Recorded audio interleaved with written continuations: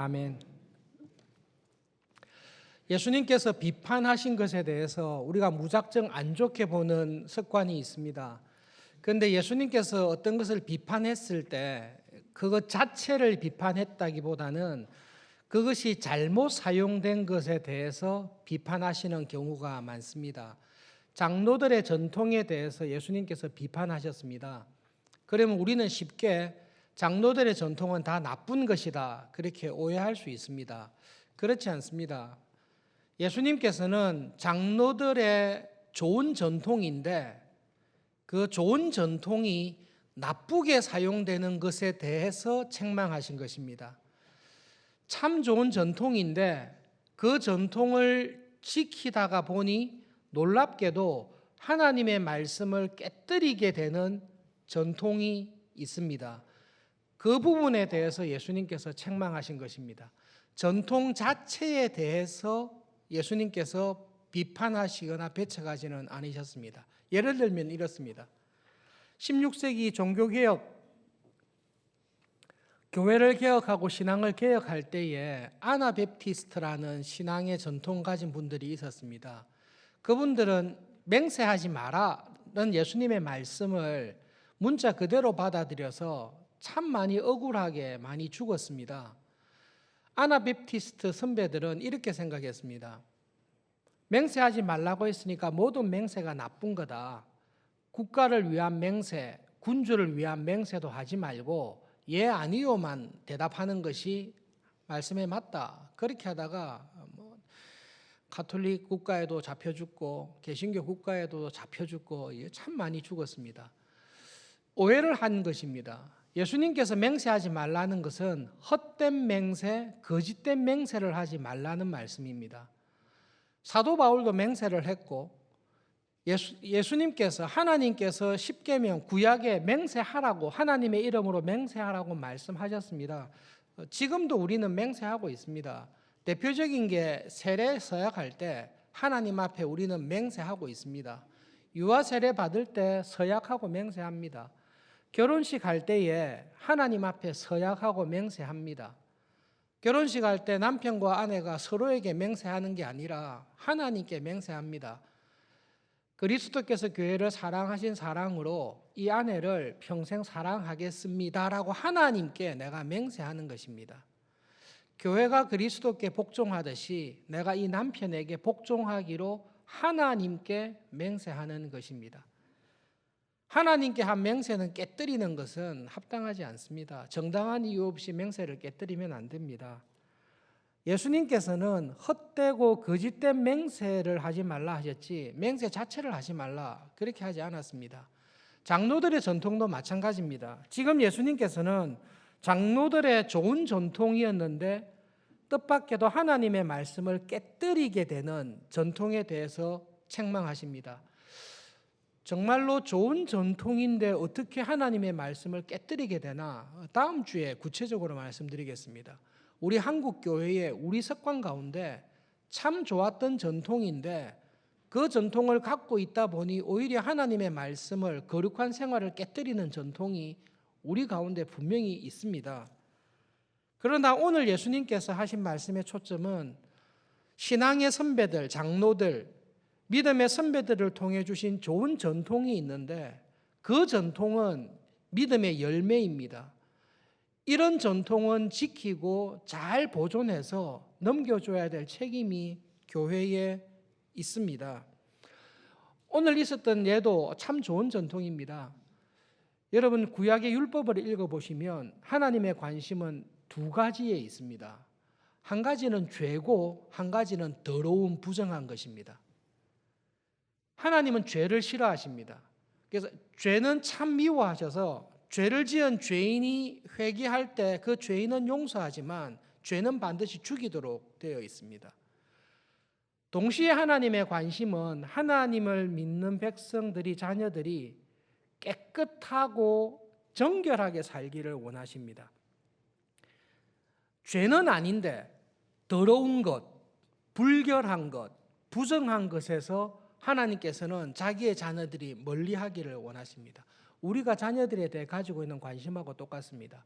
죄는 아닙니다. 아이가 그렇게 하는 게 죄는 아닙니다. 그런데 더러운 것입니다. 더럽고 불결한 것입니다. 그것은 우리가 피하기를 원합니다. 모세오경의 율법을 가만히 들여다보면 하나님의 관심은 죄와 더러운 것에 관심이 많습니다. 깨끗하기를 원하십니다. 먼지가 많은 곳, 그곳에 있을 때에 음식을 먹을 때에 더러운 손과 발로 씻지 아니한 것으로 허겁지겁 음식을 먹는 것, 그렇게 바람직하지 않습니다. 식사할 때마다 우리는 좋은 전통이 있습니다. 한국교회 교인들은, 저도 많은 외국의 교회를 봐지는 못했지만 제가 경험한 미국에 있는 장로교회나 개혁교회나 침례교회 전통을 봤을 때 식사할 때마다 기도하는 교인은 한국교회 교인들이지 않을까 싶습니다. 참 좋은 전통입니다. 밥 먹을 때마다 딱 기도합니다. 하나님, 일용할 양식을 주셔서 감사합니다. 그런데 이 양식과 함께 오후에도, 점심 식사인데요, 오후에도 믿음으로 살 수 있는 은혜를 주십시오라고 기도하는 습관은 참 좋은 전통입니다. 중고등학교 다닐 때 기도하면 친구들이 장난한다고 도시락 빼앗아 가서 도시락이 없어지는 경우도 있지만 도시락을 꽉 붙들고 기도하지요. 참 좋은 전통입니다. 한국 교회는 참 좋은 전통입니다. 장로들이 그렇게 만들었습니다. 우리가 음식 먹을 때 하나님을 기억하면서 깨끗하게 먹자. 그것이 장로들이 준 좋은 전통입니다. 그런데 이것이 놀랍게도 엉뚱하게 일이 벌어지게 되었습니다. 엉뚱하게 된 일은 다음 주에 함께 살펴보겠습니다. 오늘은 장로들이 준 좋은 전통, 그리고 나에게 있는 좋은 신앙의 전통이 무엇인지를 말씀을 통해서 돌아보면 좋겠습니다. 그리고 우리 서울중앙교회에 있는 좋은 전통이 무엇인지, 우리는 그 전통을 잘 계승하고 있는지, 아니면 우리 시대에 그 좋았던 전통들이 개성되지 못하고 단절되거나 없어지고 있지는 않는지 말씀 앞에서 돌아볼 수 있기를 바랍니다. 장로들의 좋은 전통에 대해서는 좀 더 설명드리고 싶은 게 있지만, 장로들의 좋은 전통은 한 가지만, 이거는 모세 시대 때부터 있었다라고 우리가 알고 있습니다. 하나님께서 모세에게 율법과 많은 계시의 말씀을 주셨는데 하나님께서 주셨던 모든 것을 다 기록하지 않았습니다. 성경으로 기록된 게 있고 구전으로 전달된 것이 있습니다. 그것이 장로들의 전통입니다. 구약을 보시면 유대인들이 쓴 여러 가지 주석서가 있는데요, 미드라시나 그 탈무드나 그런 것들을 보면 이것은 모세에게 주신 하나님의 구전이다라고 해서 한 내용들이 구약 성경을 읽을 때마다, 유대인들의 글들을 읽을 때마다 장로들의 전통 이렇게 쫙 나옵니다. 정말로 그랬을 것 같은 것도 있고, 거짓말 같다 의심되는 것도 있지만 장로들의 좋은 전통이 구전되어 온 것이 있습니다. 특별히 이스라엘이 범죄해서 다 망했습니다. 바벨론의 포로로 잡혀갔다가 기적적인 두 번째 출애굽에 해당하는 바벨론 포로 귀환을 했습니다.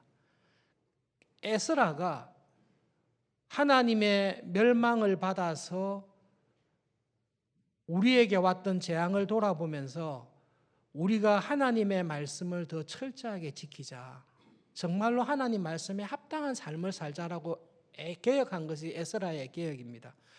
말씀을 준비하면서 에스라서 10장 정도밖에 안 되니까요, 차분히 쫙 읽어봤습니다. 에스라, 느헤미야를 쭉 봤습니다. 장로들의 전통은 에스라가 돌아오고 난 다음에 하나님의 말씀을 구체적으로 우리의 생활 가운데 좀 더 철저하게 잘 지키자라고 해서 만들었던 그 장로들의 전통이 있습니다. 바리새인들과 서기관들이 지키고 있는 게 지금 그 전통, 모세로부터 내려왔던 전통에 더하여 에스라의 개혁을 통해 두 번 다시 포로되는 일이 없게 하자, 더 이상 하나님의 심판을 받는 자리에 들어가지 말자, 하나님의 은혜와 복을 받는 자리에 들어가자라고 만드는 게 장로들의 전통입니다. 그래서 여러분, 오늘은 장로들의 전통은 좋은 것입니다. 이것은 신앙생활에 좋은 열매와 같습니다. 이것이 한국 교회에 하나님께서 주신 좋은 전통이 있습니다. 그리고 여러분 각자에게 주신 좋은 전통이 있습니다. 말씀을 묵상하는 가운데 하나님께서 특별히 우리 한국교회에 주신 좋은 전통, 그 속에 서울중앙교회에 주신 좋은 전통, 나에게 주신 좋은 전통이 무엇이었는지를 돌아보고 나는 지금 그 좋았던 믿음의 전통을 어떻게 계승하고 있는지 하나님 앞에서 돌아보는 시간이 되면 좋겠습니다. 외국 교회를 살펴볼 때에 하나님께서 주신 한국 교회에 좋은 전통이 있습니다. 여러분 미국에 가셔서 장로교회나 침례교회나 개혁교회 이렇게 방문하셔서 하시면 큰 차이가 있는데요. 새벽기도가 거의 없습니다. 유학생활의 기쁨 가운데 한 가지가 새벽기도를 안 가도 된다라는 아주 게으른 건데요. 근데 하나님께서 한국 교회에 주신 참 좋은 전통이 하루를 시작하기 전에 하나님 앞에 나와서 기도하면서 시작하는 전통이 한국 교회에 있습니다. 제가 전도사 생활할 때에 연세 많으신 노 권사님께서 전도사 때 늦게까지 학교 수업하느라고 새벽기도 안 나가고 토요일이나 이때만 나가니까 권사님께서 한번 지나가면서 부르셨어요. 기호해 주셨거든요.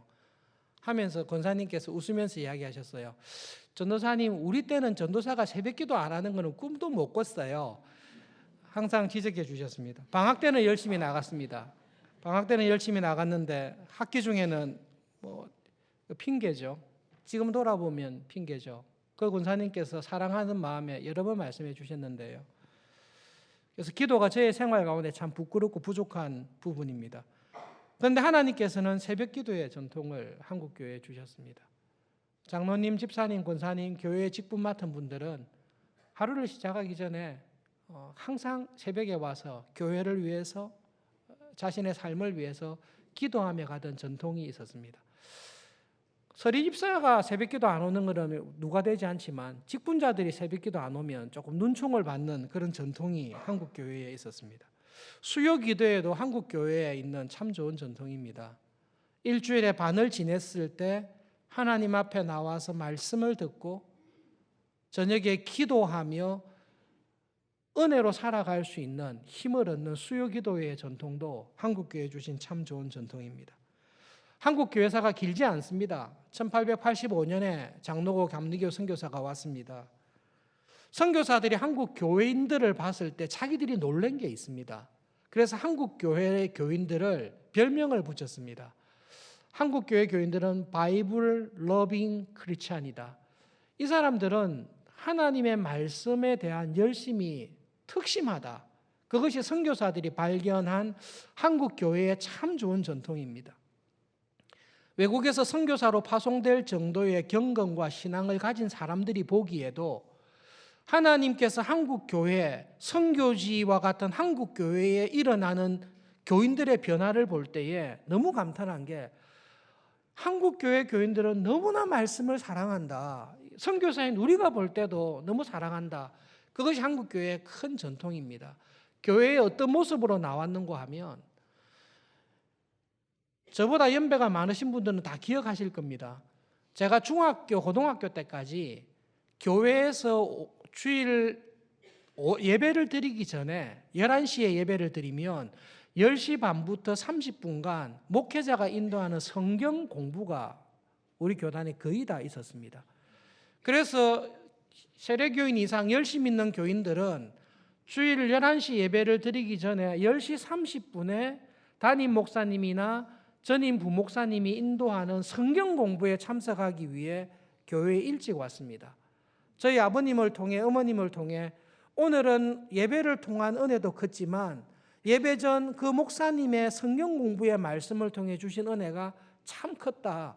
한국 교회는 습관적으로 교인들이 성경을 열심히 공부하는 좋은 전통이 있었습니다. 구역으로 모여서 열심히 공부를 했습니다. 선교사들이 한국 교회에 놀란 것 중에 한 가지가 어저께 다시 사진으로 확인했는데요. 선교사들이 한 여학생 8명 정도 사진을 찍어놨습니다. 그리고 밑에 성경의 많은 부분을 암송한 학생들, 그리고 그 밑에 썼는데 앞에 있는 두 여학생은 신약 성경 전체를 암송한 소녀들입니다. 라는 사진이 있습니다. 그게 1900년대 사진인데요. 1900년대에 신약 성경 전체를 암송했다라고 하면 여러분 그 배경을 설명을 보셔야 됩니다. 그 아이들만 성경을 암송했겠습니까? 그렇지 않습니다. 선교사들이 놀란 것은 교인들이 열심히 성경을 읽습니다. 그리고 어린아이들까지도 성경을 열심히 읽고 또 암송을 합니다. 암송을 하다 보니 특출한 아이들이 신약 성경을 마태복음부터 계시록까지 다 암송해버린 거예요. 그리고 그게 나왔던 아이들이 신약의 많은 부분이란 간단하죠. 제 전도사 할 때 그 권사님께서 로마서 8장 암송합시다라고 했을 때 로마서를 다 암송해야지 8장만 떼서 암송하는 것은 안 맞습니다. 웃으면서 하신 이야기가 있거든요. 아마 그랬을 거예요. 로마서를 통째로 암송하든지 요한복음을 통째로 암송하든지. 선교사들이 볼 때 한국 교회에 참 놀랍고 좋은 전통이 있는데 성경을 참 사랑합니다. 그리고 모든 교인들이 하나님의 말씀을 사랑하며 살아가는 일에 참 열심을 냅니다. 한국 교회에 참 좋은 전통이 사경회가 있었습니다. 봄, 가을에 교회마다 사경회가 있었습니다. 말씀을 잘 전하시는 목사님을 모시고 2박 3일 혹은 3박 4일 동안 부흥회, 사경회를 했던 기억이 신앙생활을 오래 하신 분들은 있을 것입니다. 사경회 가운데 특징적인 게 물론 새벽 기도와 저녁 집회를 합니다. 그런데 오전 10시나 11시에 교회의 여자 집사님들, 여자 교인들을 위한 성경 공부 시간이 따로 있었습니다. 놀라운 것은 그 10시나 11시에 성경 공부, 여자 집사님들과 여자 교인들을 위한 성경 공부를 할 때에 사업을 하시는 장로님들께서 사업을 잠깐 중단하시고 오셔서 말씀을 부지런히 들었던 모습을 아직도 저는 기억하고 있습니다. 봄, 가을로 하나님의 말씀, 사경회를 통해 은혜를 받고 힘을 얻는 그런 전통이 있었습니다. 가정 예배를 열심히 드렸습니다. 지금 교회가 가정 예배를 열심히 하는 게 아니라 그때부터 열심히 드렸습니다. 저희 아버님께서도 가정 예배를 열심히 드리셔서 하루에 한 번 드리시면 좋은데 하루에 2번씩 드려서 저를 상당히 괴롭게 했던 기억이 아직까지 있습니다.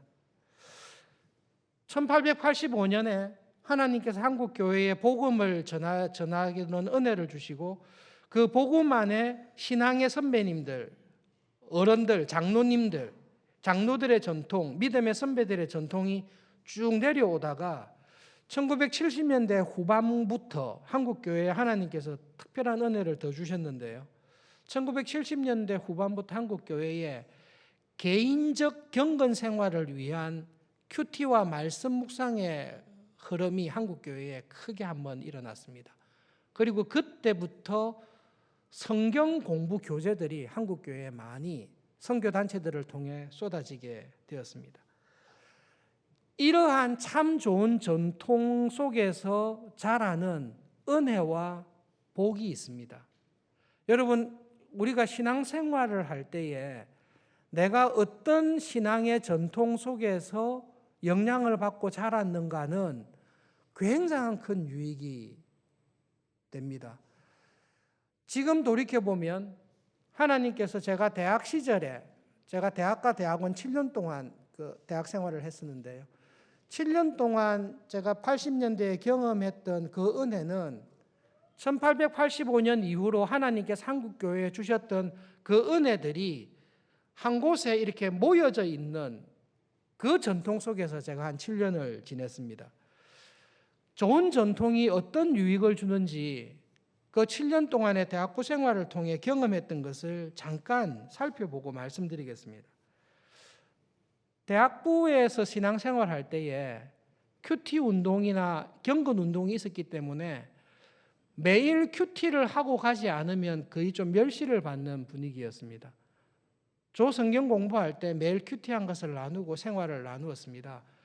그 다음에 참 인상적이었던 것은 졸업 논문을 썼습니다. 제가 철학과를 졸업할 때 졸업 논문 쓰지 않았습니다. 철학과 교수님들이 졸업 시험으로 대체했습니다. 그런데 대학부를 졸업하려고 하니 대학부 졸업 논문을 써야 된다라고 이야기했습니다. 누가 이런 법 만들었냐 하니까 간단하게 했습니다. 선배들의 전통이다. 장로들의 전통이다. 선배들이 대학 생활을 4년을 하면서 학교에서 자기의 전공 분야를 할 뿐만 아니라 내가 할 이 전공 분야를 가지고 세상에 나갔을 때에 나는 어떻게 하나님 나라의 백성으로 평신도 신학자로 기독교 문화를 이 땅에서 만들어내는 그 사람으로 어떻게 살아야 될지를 고민해서 자기의 신앙의 간증을 졸업 논문으로 쓴 것입니다. 시비를 걸려고 하니 전통이다. 다 써야 된다. 그렇게 이야기해서 그런 줄 알고 고민을 하면서 썼습니다. 저희 동기 중에 한 명은 대학 들어와서부터 졸업할 때까지 내가 졸업할 때 후배들 앞에서 무슨 고백을 할 수 있을까? 내가 졸업할 때 후배들 앞에서 무슨 논문을 쓸 수 있을까? 4년 내내 고민하면서 지냈다라고 이야기를 했습니다. 성경 공부 조장에 대한 참 좋은 전통이 있었습니다. 대학교 3학년 말이 되면 조장이 되어서 조언들을 가르쳐야 됩니다.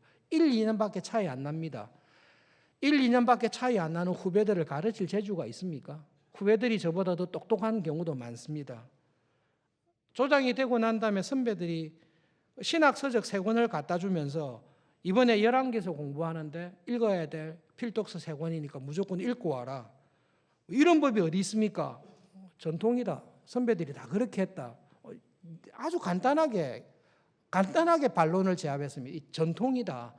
그리고 조장들은 다 이렇게 해야 된다. 네 모르잖아. 모르면 열심히라도 해야지. 전공 필수 과목을 한 과목 이상 듣는 것처럼 주중에 조장 공부하기 위해서 생전 보지도 못했던 어려운 주석책들을 열심히 읽었습니다.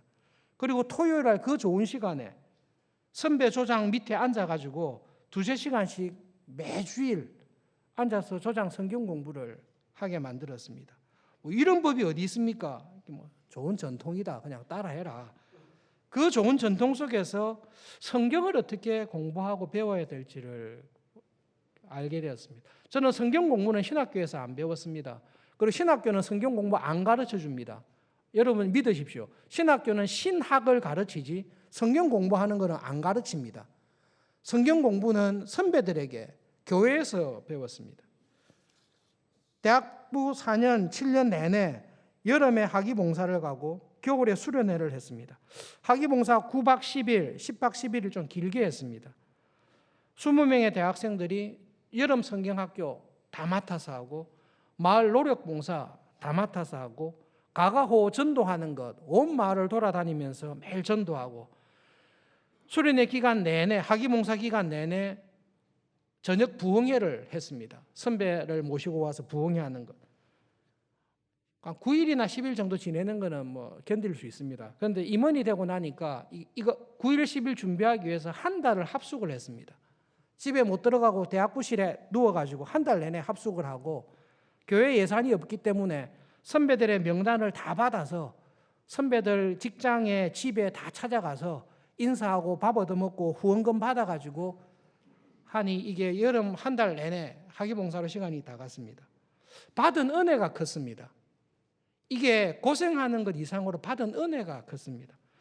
겨울에 한국에서 말씀을 참 전하는 교단의 목사님들, 타 교단의 목사님들을 모시고 3박 4일 겨울 수련회를 했습니다. 수련회를 통해 받은 은혜가 정말로 컸습니다.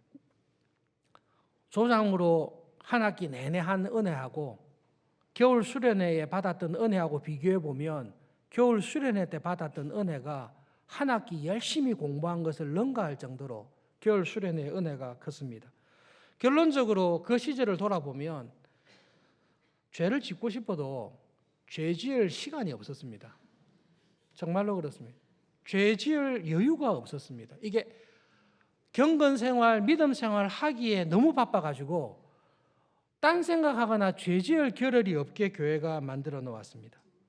그리고 하나님의 말씀을 따라 믿음으로 살아가는 은혜와 힘을 주셨습니다.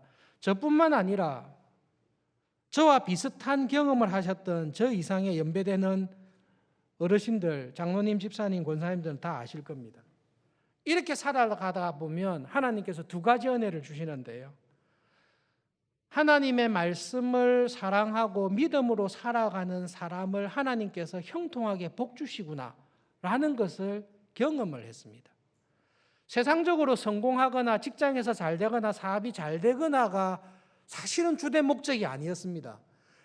하나님의 말씀을 배워서 말씀대로 살려는 것이 주된 목적이었는데 이 말씀을 따라 쭉 따라가다 보니 하나님께서 내 삶의 다른 부분들을 덤으로 은혜를 주셨습니다. 그래서 무엇을 깨닫게 됐는가 하면 하나님의 나라와 뜻을 먼저 구해라. 교회를 먼저 사랑하며 믿음으로 살아라. 그러면 네가 이 세상에서 살아가는 모든 일들을 내가 넉넉하게 채우겠다라는 하나님의 말씀이 사실이구나, 진리구나라는 것을 그냥 삶을 통해서 하나님께서 경험하게 해주셨습니다. 그것이 하나님께서 한국교회에 주신 큰 은혜와 축복이었습니다. 교회가 말씀을 사랑하고 교회가 그 말씀을 통해 기도하며 살아갔습니다. 대학 들어갔을 때 선배들의 참 놀라운 습관이 그때는 데모도 많고 공부도 별로 안 하긴 했지만 심심하면 기도원에 올라갔습니다. 기도원 왜 가냐라고 물으면 기도하고 싶어서 갔다. 왜 기도하고 싶어서 기도원 가시냐고 선배들이 그랬다. 그걸 봤기 때문에 그 전통을 가지고 기도원에 올라가는 것을 많이 보았습니다. 교인이 그런 믿음과 신앙의 길 위에 쫙 서갈 때 하나님께서 교회에 주시는 복이 있는데 세상이 교회를 리스펙트합니다. 세상이 교회를 존경하며 함부로 대하지 않습니다. 지금은 한국 사회가 교회를 우습게 여기고 사회가 교회를 비난하고 교회가 세상으로부터 지탄을 받고 있습니다. 최근에 마음 아프게 듣고 있는 것은 이번 주 중에 헌법 개정안이 발의되는 걸로 알고 있습니다. 신문에 언론에 전혀 보도하지 않습니다. 그런데 그 가운데 저의 마음을 굉장히 아프게 하고 신경 쓰게 하는 것은 양성평등에 관한 조항을 없애고 헌법 개정안에 몇몇 헌법 개정한 사람들이 이거는 교회뿐만 아니라 국민의 전체적인 절대 반 이상, 반도 훨씬 넘죠. 동성애자들이 퍼센트가 얼마 안 되는데요.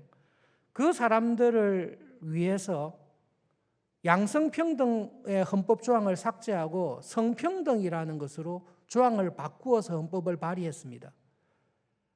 반론이 없으면 그대로 통과될 겁니다. 그대로 통과되면 동성애와 일부 일척이 아니라 일부 다처 여러 가지 다 허용할 수 있는 길을 열고 있습니다. 교회가 하나님의 말씀과 경건한 삶을 살아가고 있을 때 교회가 이런 문제에 대해 사회에 이야기를 할 때 사회는 불신사회라 할지라도 인간의 도덕과 양심에 근거한 호소를 귀 기울여 듣습니다. 지금은 교회가 이야기를 해도 사회가 말을 듣지 않습니다. 우리가 이미 더러워졌기 때문입니다. 우리가 이미 세상의 지탄을 받고 있는 교회로 전락했기 때문에 그렇습니다. 교회가 세상의 지탄을 받는 이유는 개인적인 경고가 영성에서 떨어졌기 때문에 그렇습니다.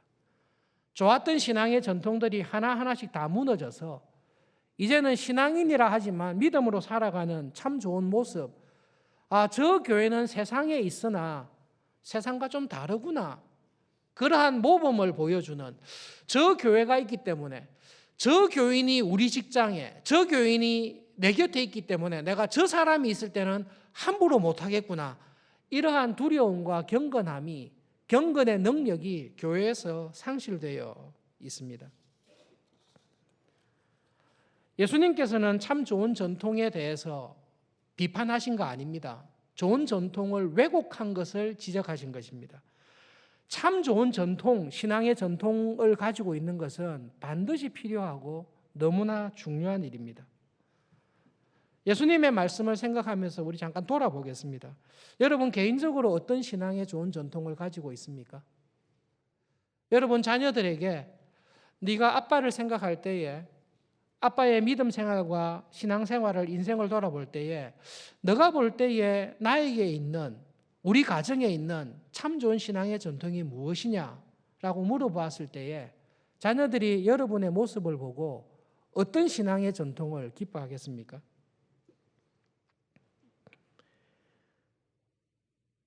주보를 잠깐 살펴보겠습니다. 여러분 오늘 주보를 보시면 두 번째 페이지에 신앙고백서 및 교리문답이 있습니다. 하이델베르크 교리문답 제33주일에 이런 질문이 있습니다. 사람의 진정한 회개가 무엇입니까? 루터의 종교개혁의 시작과 끝이 회개인데요. 참 회개하는 것이 무엇입니까? 이렇게 물었을 때 장로들의 전통, 믿음의 선배들이 참 좋은 전통을 우리에게 남겨주셨습니다.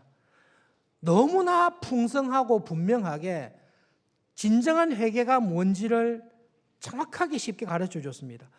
참으로 회개한다는 것은 내 안에 있는 옛사람이 죽는 것입니다. 그리고 그리스도 안에 새로운 피조물로 거듭난 내 안에 있는 새 사람이 그 새 사람으로 살아가는 것이 회개입니다. 그러면 내 안에 있는 옛사람이 죽는다는 것은 무엇입니까? 하나님을 진노케 하는 내 안에 있는 죄를 내가 마음으로 슬퍼하고 더더욱 미워하고 그 죄를 피하는 것이 내 안에 있는 옛사람이 죽는 겁니다. 그러면 새 사람으로 살아간다는 것이 무엇입니까? 그것은 하나님의 뜻을 따라 하나님이 기뻐하시는 선을 행하며 살아가는 것. 이게 하나님의 뜻이구나. 하나님은 이렇게 하는 것을 선하다고 말씀하시고 이걸 기뻐하시구나.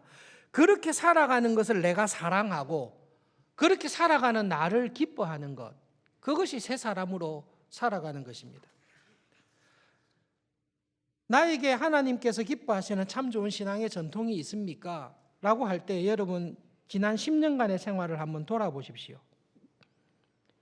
지난 10년간 하나님께서 서울중앙교회를 섬기게 하셔서 지금 10년째 섬기고 있는데요. 하나님 앞에서 저 자신을 정말로 돌아보며 회개하며 은혜를 구하고 있습니다. 여러분의 지난 10년간의 삶을 보십시오. 내 속에 있었던 어떤 옛사람이 죽었습니까? 그리고 어떤 새 사람으로 내가 살아가고 있습니까? 그것이 무엇입니까? 라고 물었을 때에 여러분 분명한 옛사람이 죽은 모습과 새 사람으로 살아가는 참 좋은 열매가 있으셔야 됩니다. 요즘도 간혹 성경 공부할 때에 커피 브레이크 모임을 하거나 작년 공부를 할 때에 또 사람들과 교인들과 이야기할 때에 여전히 예배 시간에 핸드폰을 통해 인터넷 하는 교인들이 아직도 있다라는 이야기를 들을 때가 있습니다. 이렇게 굉장히 낙심이 됩니다. 설교를 안 듣는다는 것에 대해 낙심하는 것이 아니라 예배에 대한 생각이 여전히 바뀌지 않고 있구나. 하나님을 예배하는 것에 대해서 여전히 모르고 있구나. 이 사람은 하나님을 예배하는 사람이 아니라 여전히 예배 시간에 들어와 하나님을 예배하는 것을 모욕하는 자리에 떳떳이 서 있구나. 어떻게 그 자리에서 벗어나지 못할까에 대한 안타까움이 정말로 큽니다. 예배를 드릴 때 정말로 하나님이 받으시는 예배를 드리기 위해 애를 쓰고 계십니까? 그 참 좋은 전통이 있습니까? 우리 교회에 한국 교회에 있는 참 좋은 전통이 하나님을 예배하기 전에 30분 전에 나와 말씀을 배우고 듣고 기도하던 참 좋은 전통이 있습니다. 그런 전통을 가진 우리 신앙의 선배님들은 예배 시간에 딴 일을 하지 않습니다. 예배에 집중합니다. 예배에 여전히 지각하고 있습니까? 여전히 지각하는 것이 마음에 부담이 없이 일관된 지각된 삶을 살아가는 것에 양심의 끄리낌이나 가책이나 하나님 앞에 부끄러움이 없이 여전히 넣고 있습니까? 예배를 드릴 때 정말로 찬송을 드립니까? 예배를 시작하기 전에 우리가 첫 찬송을 드립니다. 주 예수님을 내가 알기 전에 나는 관심이 없을 때에 죄인으로 살아갈 때에 주님께서 나를 먼저 사랑해 주셨습니다. 그 큰 사랑을 나에게 보여주셔서 내가 거듭날 수 있었습니다. 내가 사는 것은 이제 그 주님의 은혜 안에 살아가는 것입니다. 예수님께서 말씀하신 포도나무와 가지의 비유가 바로 그 말씀이네요. 내가 주님 안에 살고 주님이 내 안에 살아가는 이 구원의 은혜를 주신 것을 하나님 정말로 감사하여 제가 이 예배를 드릴 때 그 구원의 은혜를 주신 예수님을 보내어서 나를 구원하기로 작정하신 아버지 하나님, 그리고 이 복음을 나에게 믿게 하시고 복음을 따라 살게 하시는 성령 하나님, 삼위일체 되신 하나님께 제가 정말로 감사하여 찬송을 드립니다. 그 마음으로 찬송을 드리고 있습니까? 아니면 의미 없이 그냥 입만 벌리고 찬송하고 있는 자리에 여전히 있습니까? 참 교회에 좋은 전통이 있습니다. 옛날에 어르신들 헌금할 때에 다리미로 헌금을 다려서 드렸습니다. 저도 신권으로 헌금을 드리고 싶어서 은행에 가봤는데요. 요즘 은행에서 신권을 안 주고 바꾸려면 한국은행 가라고 이야기를 들었습니다. 그때의 교인들, 열심 있는 교인들 은행에 가서 이 굳이 신권으로 다 바꾸었습니다. 바꿀 수 없는 경우에는 다리미로 헌금을 다렸습니다. 마음이거든요. 헌금이 무엇인지를 알기 때문에 그렇게 드렸던 것입니다. 아무 생각 없이 그냥 이렇게 던져놓지 내 마음이 안 가도 되는 돈을 적선하듯이 주는 것 헌금 아닙니다. 한국교회에 참 좋은 전통이 있습니다. 헌금을 다려서 드렸던 장로들, 믿음의 부모님들을 생각해 보십시오. 헌금이 무엇인지, 예배가 무엇인지를 아는 것입니다. 하나님께 깨끗하게 살아야 된다. 죄 없이 사는 것뿐만 아니라 깨끗하게 살아야 된다라는 신앙의 정결함이 있습니다. 이런 이야기를 할 때에 우리는 이야기를 듣습니다. 지금은 옛날과 세월이 다릅니다. 80년대와 70년대와 경제가 한창 성장할 때와 참 다릅니다. 지금은 생활이 너무 어렵고 쉽지 않습니다. 예수님 재림하실 때까지 믿음으로 살아갈 때에 환경이 좋을 때는 없다는 것을 우리는 알고 있습니다.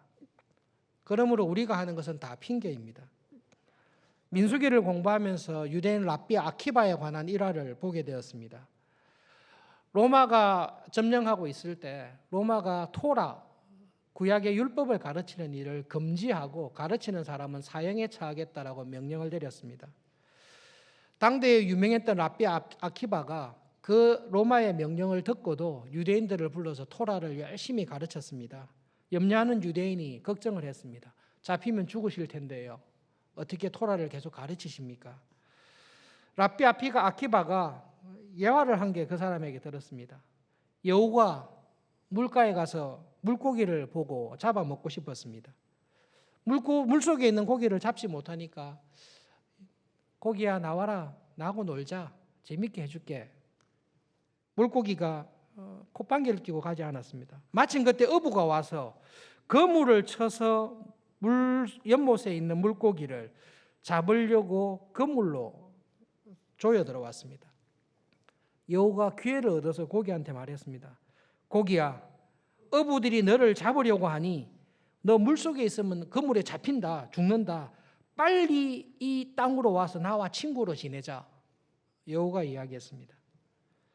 물고기가 이렇게 이야기합니다. 어리석은 여우야, 네 말대로 우리가 이 물속에 있으면 곧 그물에 잡히게 될 것은 뻔하다.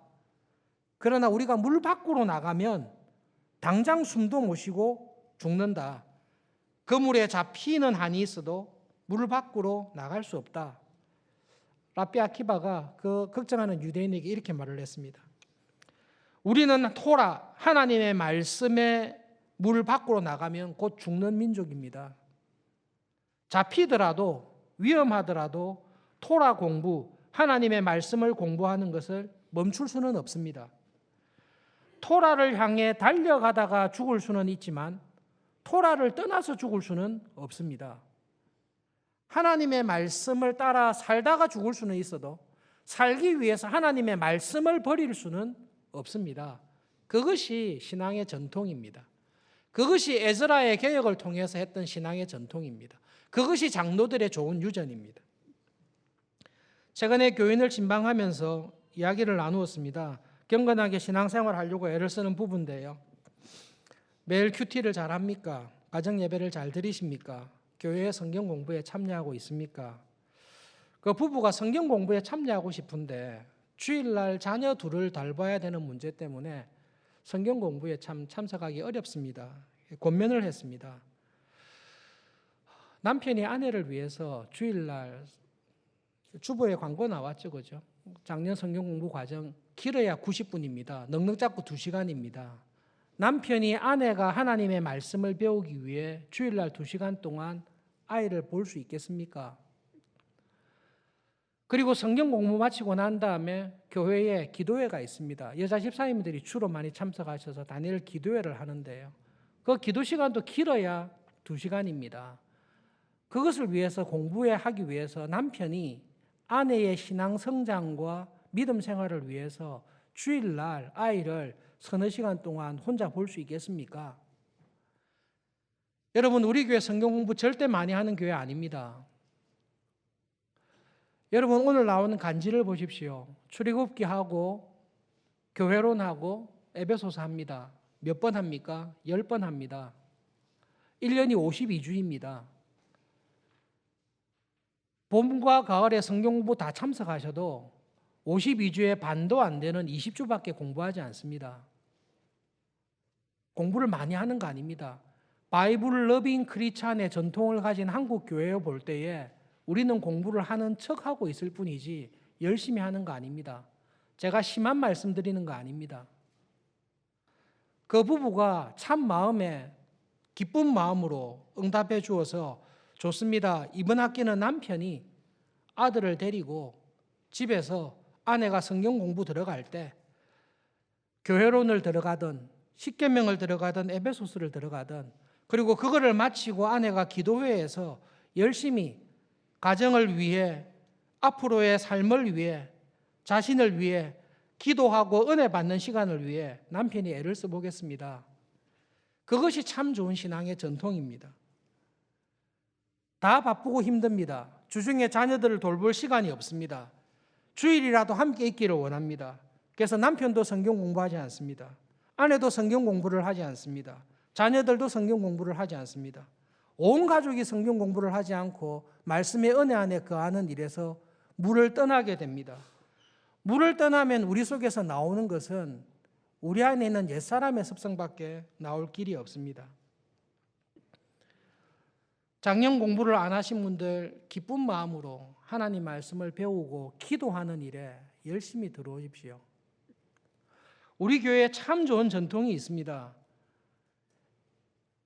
누누이 말씀드리지만 우리 교회 수요 기도회는 은퇴하신 장로님들과 권사님들께서 지키고 계십니다. 봄에 대신방을 하면서 느꼈는데요. 장로님과 권사님들, 어르신들 수요 기도회 오실 때 조금 과장하면 목숨 걸고 오십니다. 이 참 좋은 신앙의 전통이 젊은 세대에 전달이 되고 있지 않습니다. 도전을 받아서 오는 아이를 안고 오는 젊은 부부들, 젊은 집사님들, 권사님들이 계신데요. 참 좋은 전통은 개성되고 발전하는 것이 교회의 복입니다. 아니 어떻게 이 더운 날씨에 애를 데리고 그렇게 왔어요? 라고 물었을 때 우리 권사님들은 2-3시간 타고 버스 타고 지하철 타고 그렇게 어렵게 왔어요. 우리가 오는 것은 아무런 문제가 안 돼요. 이게 우리의 전통이에요. 그것이 교회입니다. 예수님께서는 그런 전통을 책망하신 것이 아닙니다. 예수님께서는 그런 전통이 있는 교회를 기뻐하십니다. 신앙적으로 성장하는 교회는 이러한 참 좋은 전통이 있습니다. 그래서 여러분 한번 돌아보십시오. 나에게 있는 참 좋은 신앙의 전통이 뭔가? 내가 받은 신앙의 전통이 뭔가? 내가 후배들에게 물려줄 신앙의 전통이 뭔가? 돌아보십시오. 우리는 예수님께 너희들은 전통을 왜 그렇게 쓰냐라고 책망받을 그럴 전통이 없습니다. 오히려 우리는 그럴 만한, 내어놓을 만한 그런 전통이 있었는데 우리가 점점 그것을 잊어버리고 있고 우리 스스로 무너뜨리고 있는 자리에 있지 않는가? 하나님 앞에서 회개해야 될, 죄를 쓰고 회개해야 될 어려운 자리에 우리는 처해 있습니다. 여러분, 믿음이 참 성장하면 참 내 안에 옛사람이 죽고 새 사람으로 살아가는 사람의 현저한 특징이 있는데요. 교회를 사랑하는 마음이 커집니다. 제가 옛날에 만났던 한 장로님의 말씀을 준비하면서 참 기억이 났는데요. 그 장로님께서 이렇게 말씀하셨어요. 나는 아무 걱정이 없습니다. 부자고 직장도 튼튼하고 아내도 신앙적이고 아름답고 자녀들도 다 잘 됩니다. 내 인생에 걱정이 없습니다. 그런데 교회만 생각하면 내가 잠을 못 잡니다. 그게 장로님의 진솔한 고백이었습니다. 내 삶의 모든 부분이 다 형통한데 이 교회를 생각하기만 하면 잠을 못 잔다는 것입니다. 그것이 옛사람이 죽고 새사람이 살아있는 것입니다. 지난 10년간 교회에 대한 사랑과 애정이 얼마나 깊어지고 커졌습니까? 그것이 신앙이 자란 것입니다. 신앙이 자란 사람은 하나님의 마음을 가지고 주님의 일을 걱정하게 되는데요. 신앙이 자란 사람은 교회의 염려를 안고 갑니다. 이 더운 날씨에 교육부서의 상황이 어떠한지, 비가 온 후에 여러 가지 교회의 시설이나 여건들이나 환경이 어떠한지 마음에 염려가 되고, 이 더운 날씨에 우리 영아부에 있는 아이들, 유치부, 초등부, 중고등부, 대학과 청년부, 나이 많으신 어르신들, 거처나 환경이 어떠한지, 우리 교회가 지금 어떤 길로 가고 있는지, 우리 교회가 정말 이렇게 해서 하나님이 기뻐하시는 좋은 전통을 가진 교회로 살아남을 건지, 거기에 대한 염려가 신앙생활을 올바르게 하는 사람 마음속에는 계속 커지게 되어 있습니다. 모든 것이 형통하고 잘 되는데 교회에 대한 관심이 없습니다. 내 삶에 염려와 걱정은 없는데 교회가 새벽 기도를 하는지, 정교인 기도회를 매주 첫째 금요일마다 하는지 안 하는지, 특별 새벽 기도회가 있든지 말든지, 소그룹은 하든지 말든지, 그렇게 무관심하게 살아가는 사람은 결코 없습니다. 여러분, 하나님께서 은혜를 주실 때 사람을 그렇게 만들지 않습니다.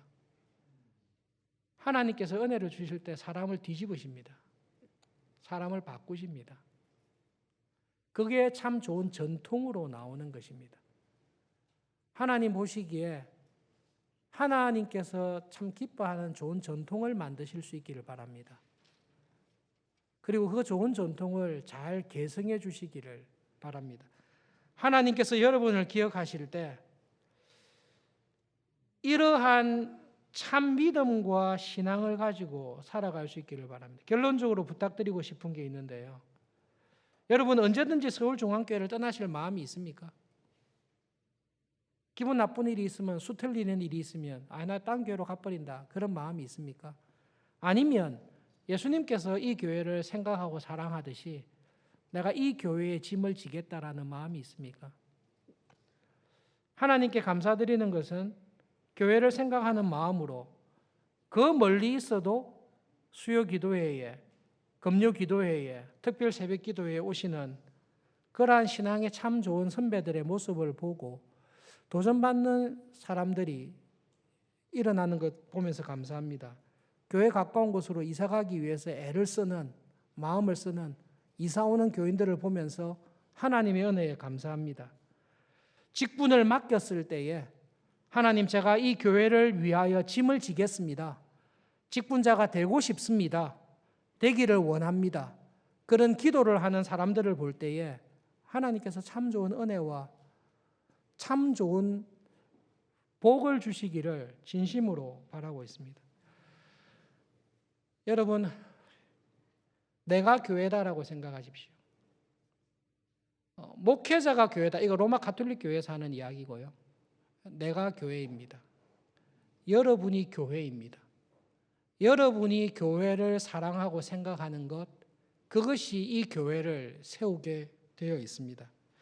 교회의 지체로 살아가시면서 교회, 내가 교회에 속한 사람이구나, 내 인생이 교회와 분리될 수 없구나, 물고기가 물과 분리될 수 없듯이 나의 삶이 교회와 분리될 수 없구나라는 이 은혜의 자리에 깊고 풍성하게 들어오시고 좋은 믿음의 전통을 남겨주시는 교회가 되시기를 진심으로 바랍니다. 기도하겠습니다.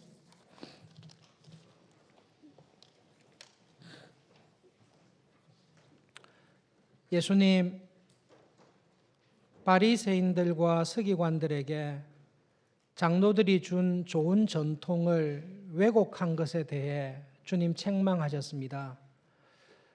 그런데 예수님, 저희들은 주님께서 찾으시는 참 좋은 전통이 있기를 진심으로 소원합니다. 하나님, 믿음으로 살아왔던 우리의 삶을 보실 때에 너를 보니 너에게는 이런 참 좋은 믿음의 열매가 있구나. 너에게는 참 이렇게 교회를 사랑하며 네가 있는 자리에서 믿음으로 살아가려고 하는 참 좋은 믿음의 열매가 신앙의 좋은 전통이 있구나. 하나님께서 기뻐하시는 그런 열매가 있는 그러한 결실이 있는 신자로 살아가기를 소원합니다. 하나님 아버지, 그런 신자로 살아갈 수 있도록 은혜를 주십시오. 옛사람이 죽게 해주시고 예수님께서 내 안에서 살아가시는 새 사람으로 살아가는 감격이 이때까지 내가 신앙생활 했던 것 중에 지금 나의 모습이 가장 멋있는, 가장 은혜 안에 거하는 삶이 되도록 하나님 저희들을 붙잡아 주시고 축복해 주십시오. 예수님의 이름으로 기도합니다.